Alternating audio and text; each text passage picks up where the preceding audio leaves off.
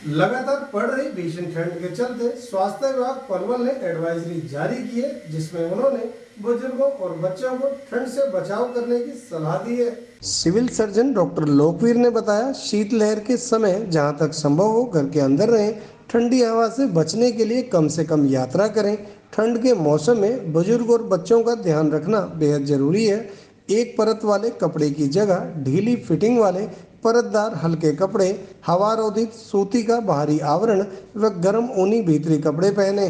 फेफड़ों की सुरक्षा के लिए अपना मुंह ढककर रखें। शरीर की गर्मी बनाए रखने के लिए टोपी व जलरोधी जूतों का प्रयोग भी करें। सिर को ढकें, क्योंकि सिर के ऊपरी सतह में शरीर की गर्मी की हानि होती है। और अपने फेफड़ों की सुरक्षा के लिए अपने मुंह को ढककर रखें। गर्म तरल पदार्थ नियमित पिएं, इससे ठंड से लड़ने के लिए शरीर में गर्मी बनी रहेगी। शरीर का तापमान सामान्य से कम होने पर, जैसे अनियंत्रित कांपना, बोलने में दिक्कत, अनिद्रा, मांसपेशियों में अकड़न, सांस लेने में दिक्कत इत्यादि होने पर चिकित्सक की सलाह अवश्य लें।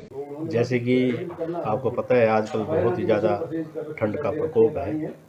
टेम्परेचर 4 डिग्री तक आ चुका है। तो इस सिलसिले में मैं स्वास्थ्य विभाग जिला पलवल द्वारा यही कहना चाहूँगा कि अपने जो भी जिला पलवल के जो नागरिक हैं वो ठंड से बचने के लिए अपने आप को जो भी ज़रूरी आपका गर्म वस्त्र है वो ज़रूर पहने, कम से कम बाहर जाएं।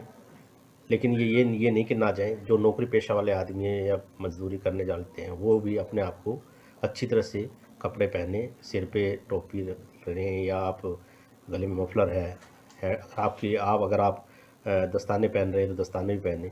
कुल मिला के ये कि अगर आप शरीर को ढकेंगे तो सर्दी का प्रकोप कम लगेगा। इसके अलावा अगर आपको किसी भी तरह की कोई परेशानी होती है ठंड में, कोई जैसे बुखार हो जाना, गले में खराश होना, आँखों से पानी भी गिरने लग जाता है, कान में दर्द हो जाता है, तो इस तरह की बीमारी अगर आपको लगे तो तुरंत अस्पताल से संपर्क करें, क्योंकि छोटी सी बीमारी बड़े होने में देर नहीं लगती। इसलिए जितनी जल्दी आप स्वास्थ्य केंद्र में डॉक्टर से मिलेंगे आपका उपचार मिलेगा और उससे आपको शीघ्र ही शीघ्र फायदा होगा। डॉक्टर साहब, सर्दियों को लेकर क्या क्या बीमारियां ज़्यादातर पनपती हैं और किस उम्र के लोगों में? शीतलहर के प्रकोप से सबसे ज़्यादा प्रभावित होते हैं वो या तो बच्चे होते हैं या सबसे ज़्यादा बुजुर्ग आदमी होते हैं। तो इन दोनों उस वर्ग जो आयु वर्ग है इनमें सभी को बहुत ही एहतियात बरतने की ज़रूरत है। जो शिशु है वो सबसे ज़्यादा उनको ठंड लगने के चांसेस होते हैं। बच्चा खेलता है, कई बार हाथ नंगे रह जाते हैं, कई बार पैर नंगे रह जाते हैं।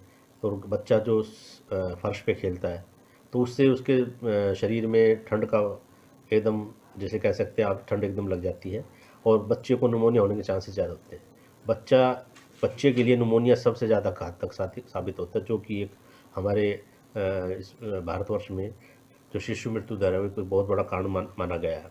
तो इसी तरह से बुज़ुर्ग आदमियों में भी यही निमोनिया, जो चेस्ट इन्फेक्शन होना, वो LRT है जिसको कहते हैं, लोअर रेस्पिरेटरी ट्रैक्ट इन्फेक्शन कह देते हैं उनको, वो हो जाते हैं। जैसे निमोनिया और बाद में निमोनिया से पल्मोनरी कंजेशन और कार्डिक जो टेम्पोनेड है या कॉर पल्मोनेल, इस टाइप की बीमारियाँ हो जाती हैं जो हमारी भाषा में कही जाती है, जिनको हम ये कह सकते हैं कि एक तरह से कि फेफड़ों का इन्फेक्शन और निमोनिया होने से बुजुर्गों को भी चांसेस हो जाते हैं ज़्यादा तकलीफ होने की और मृत्यु भी हो जाती है कई बार।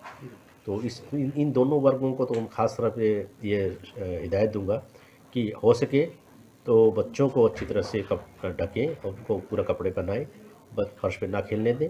और साथ में बुज़ुर्गों से भी है कि अगर आप जाना ज़रूरी है तो अपने आप को भी पूरी तरह से ढकें और घर में भी कोई इस तरह से कि कोई इंतज़ाम करें, जैसे कि हम पुराने ज़माने में अंगीठी करते थे या अलाव जलाते थे, लेकिन वो अंगीठी या अलाव बंद कमरे में ना रखें, क्योंकि बंद कमरे में रखने से उसकी जो गैस निकलती है वो कई बार घुटन का कारण बन जाती है और उसमें और ज़्यादा परेशानी होने का सामना करना पड़ सकता है।